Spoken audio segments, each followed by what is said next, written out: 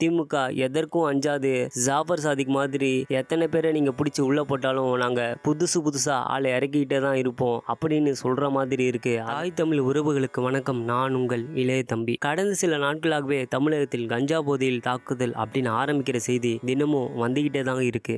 போதையில் காவல்துறை தாக்கிய இளைஞர்கள், கஞ்சா போதையில் சாலையில் சென்றவர்களை தாக்கிய இளைஞர்கள், போதையில் நண்பனை கொலை செய்த போதை ஆசாமி அப்படின்னு பல செய்தியை நம்மால தினமும் பார்க்க தான் முடியுது. காவல்துறையும் கஞ்சா போதையில் சுற்றி திரிபவர்களை கைது செஞ்சுக்கிட்டே தான் இருக்காங்க. ஆனா இதற்கு முடிவே இல்லாம தினம் புது போதை ஆசாமிகள் வந்துகிட்டே தான் இருக்காங்க. திமுக ஆட்சி அதிகாரத்துக்கு வந்ததிலிருந்தே தமிழ்நாட்டுல போதைப் பொருள் அதிகமாயிடுச்சு அப்படின்னு தான் சொல்லணும். இப்படி சொல்றதுனால கடந்த அதிமுக ஆட்சியில இந்த போதை பிரச்சனைகள் எதுவும் இல்லை அப்படின்னு நீங்க நினைக்காதீங்க. ஏன்னா தற்போதைய முதலமைச்சர் மு.க. ஸ்டாலின் அவர்களே 2017 சட்டசபைக்கு குட்காவை எடுத்துட்டு போயிட்டு மிகப்பெரிய பிரச்சனை பண்ணாரு. போதைப் பொருள் தமிழக இளைஞர்களின் வாழ்க்கையை நாசமாக்குது அப்படின்னு பேசினாரு. இதனால அதிமுக ஆட்சியிலும் இந்த போதைப் பொருள் இருந்துச்சு. ஆனா திமுக ஆட்சியில இது மேலும் அதிகரிச்சு இருக்கு. அனைவருக்கும் எளிதா தங்கு தடையின்றி கிடைக்குது அப்படிங்கறதுதான் உண்மை.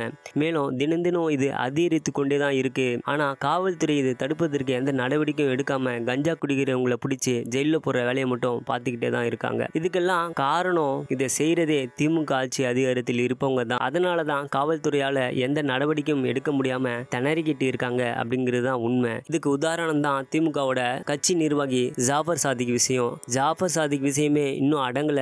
அதுக்குள்ள திமுகவின் தென்காசி ஊராட்சி மன்ற தலைமையின் கணவர் தன்னோட கார்ல 440 கிலோ குட்காவை வெளி மாநிலத்திலிருந்து தென்காசி கொண்டு வரும்போது போலீசாரால கைது செய்யப்பட்டிருக்காரு. இந்த செய்தி எப்படி இருக்குன்னா, திமுக எதற்கும் அஞ்சாது.